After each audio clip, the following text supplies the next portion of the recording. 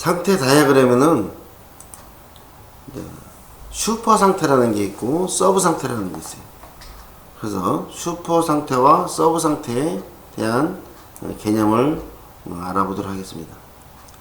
그래서 상태 다이어그램에서 큰 상태가 상태 안에 또 다른 상태가 있다는 뜻이죠. 그래서 위에 있는 거를 슈퍼 상태라고 하고 그 안에 서브 상태들이 있고, 그래서 어떠한 복잡하고 좀 복잡한 상황을 높은 관점에서 볼 때 슈퍼 상태라고 하고, 그다음에 확장된 슈퍼 상태의 내부에 있는 것을 서브 상태라고 합니다. 그래서 슈퍼 상태와 서브 상태를 가지고 우리가 그 다이어그램을 활동되면 또 그릴 수가 있어요. 그래서 위에 큰 상태, 그 내부에 서브 상태 이렇게 해가지고 슈퍼 상태와 서브 상태로 구분 지어서 상태 안에 또 다른 상태가 있는 거겠죠. 이렇게 해서 슈퍼 상태, 서브 상태라고 합니다. 그래서 슈퍼 상태는 높은 관점의 모델을 단순하고, 그 다음에 서브 상태는 세밀한 부분까지 우리가 다이어그램을 모델링 할 수 있는 게 특징입니다. 그래서 여기 보면 자동 온도 조절기가 있어요. 냉각이라는 상태인데, 그런데 이 안에 냉각 상태 모니터가 있고 냉각 장치 모니터가 있어요. 그래서 냉각 상태 모니터하고 냉각 장치 모니터라는 상태를 그 안에 둬서, 이 냉각인데 이 모니터링에서 이 장치도, 냉각 장치도 모니터링하고 냉각 상태도 모니터링하고 두 가지가 있을 때 이 냉각이라는 슈퍼 상태를 두고 그 안에 서브 상태를 두는 거예요. 그래서 이게 큰 상태가 있을 때 그 내부에 서브 상태를 둘 수가 있다. 그래서 슈퍼 상태는 냉각 상태, 서브 상태는 냉각 상태 모니터, 냉각 장치 모니터, 이렇게 두 가지로 세분화 시켜서 그 내부에 서브 상태로 만들 수가 있습니다. 그 다음에 제어의 분리. 하나의 전위에 기초해서 다수의 작업을 진행할 때, 슈퍼 상태하고 서브 상태죠. 제어의 분리가 일어나면 전위 하나가 여러 상태 또는 서브 상태를 가리키는 그런 화살표로 나타낸다. 그래서 여기 보면 제어 분리를 보면 냉각 상태를 전이시키는 이벤트에 의해서 객체가 두 가지 서브 상태로 동시에 수행한다. 그래서 여러분 냉각 상태인데, 이 냉각 상태에 어떻게 냉각 상태 모니터와 냉각 장치 모니터가 있어서 요거를 병렬 처리하겠죠. 병렬 처리했으니까 냉각 상태인데, 냉각 상태가 냉각 상태 모니터하고 냉각 장치 모니터 두 가지가 동시에 일어날 수 있도록 이루어지는 것입니다. 요에 대한 자세한 설명을 보면 냉각 상태 모니터 서브 상태는 70도일 때 온도 모니터 상태로 돌아간다. 그리고 동시에 냉각 장치 모니터 서브 상태도 객체가 돌아간다. 반대 상황도 동일하다. 그러면 온도 모니터가 있고 온도 모니터에서 어떠한 온도가 올라갈 때, 그러면 요 부등식의 현재의 온도가 화씨 70도를 보다 클 때 냉각 상태 모니터로 돌아가서 냉각 상태를 돌리고, 그러나 장치도 모니터, 냉각 장치도 모니터하고, 그 다음에 여기 각각이 어떻게 했을 때 온도가 어떻게 됐어요? 70도보다 작을 때는 다시 온도 모니터로 돌아가겠죠. 그래서 온도 모니터에서 냉각을, 또 요거는 디바이스 딜레이, 장치가 이제 연장될 때 장치 모니터가 이제 스톱 하겠죠. 냉각이 종지됐을 때 스톱할 때 다시 온도 모니터로 돌아가겠죠. 그래서 온도가 떨어져서 냉각 상태로 갔을 때 냉각이 돌다가 어느 정도 우리가 제어한 몇 도까지, 24도까지 하겠다, 24도까지 돌아가면, 그때 우리는 단순히 돌아간다고 했지만 냉각 상태하고 냉각 장치를 관측하고 있다가 각각이 그 이벤트가 발생하면 70도보다 적거나 아니면 어떤 이런 디바이스가 대기 상태가 될 때 그때 온도 모니터로 돌아간다. 그래서 이 두 가지를 동시에 처리하는 그러한 슈퍼 상태를 가지고 그 내부에 있는 서브 상태들을 이용한 그러한 상태 다이어그램이 되겠습니다. 다른 거 한번 볼까요? 공기청정기 봅시다. 공기청정기는 초기화, 작동, 정지, 대기가 있어요. 공기청정기 알죠? 공기청정기에 전원을 켜면 초기화 상태가 되고 작동 상태로 전이된 다음에 공기를 정화 후에 정화가 다 됐으면 대기 이벤트의 대기 상태로 가겠죠. 그러나 대기 상태에서 다시 또 공기를 측정 후에서 또 정화 기능이 작동을 하겠죠. 작동 상태에서 전원을 끄면 정지 상태로 되고. 자, 우리가 공기청정기 요즘 미세먼지가 많아서 공기청정기를 많이 사용을 해요. 전원을 켜면 초기화가 돼요. 세팅을 해놨겠죠. 어떤 이 공기청정기 관련돼서 그 미세먼지 농도라든가 뭐 이런 등등 표준으로 아마 세팅이 될 겁니다. 초기화 시킨 다음에 그 다음에 작동 상태로 전이가 되겠죠. 작동을 하다가 공기 측정 후 정화 기능을 그 미세먼지가 많다 그러면 작동을 하겠죠.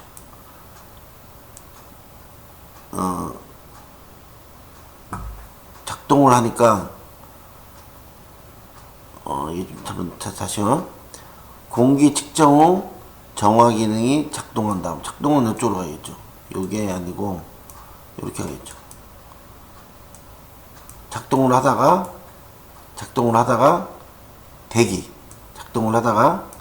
대기 상태로 가. 공기 정화 후 대기.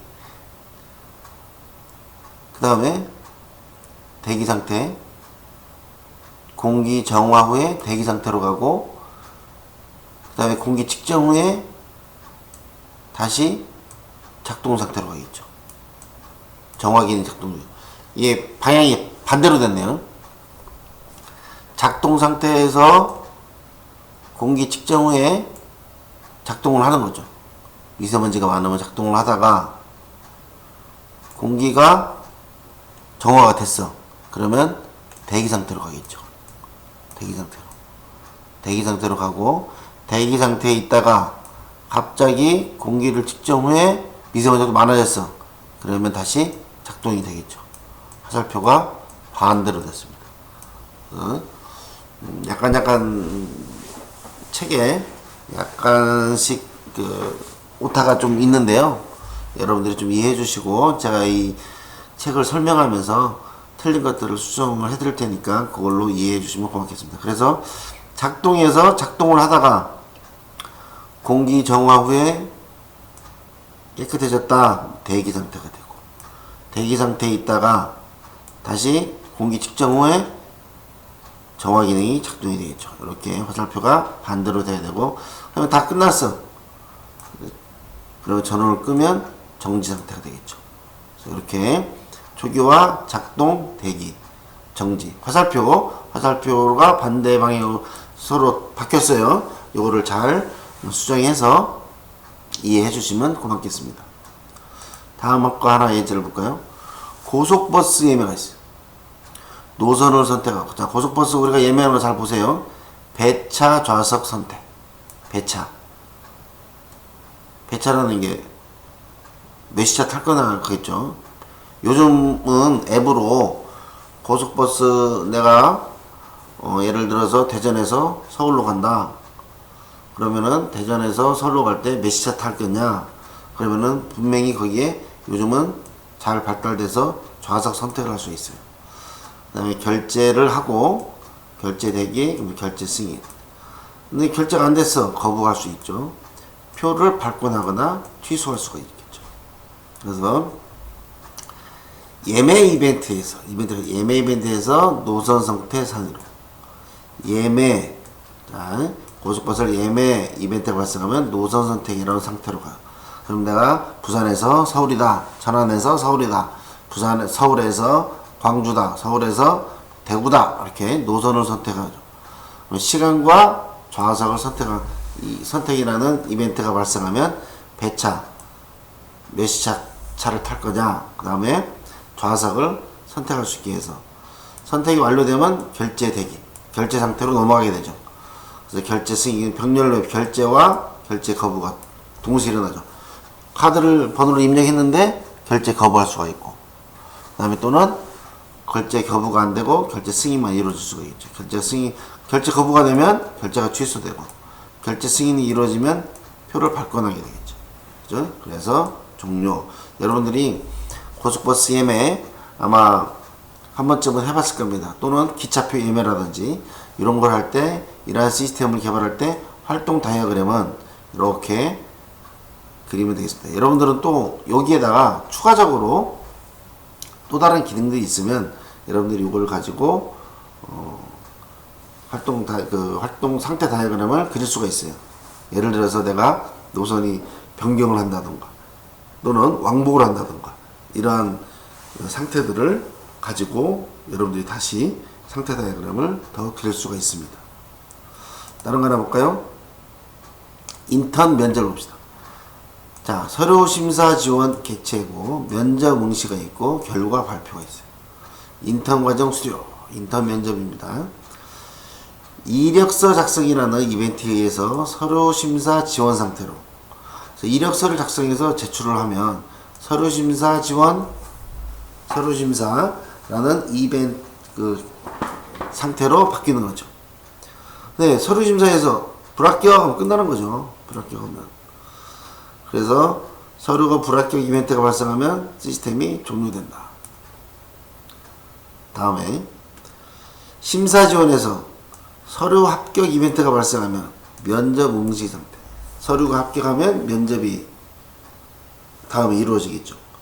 그래서 서류 합격이라는 이벤트가 발생하면 면접 응시 상태로 넘어가요.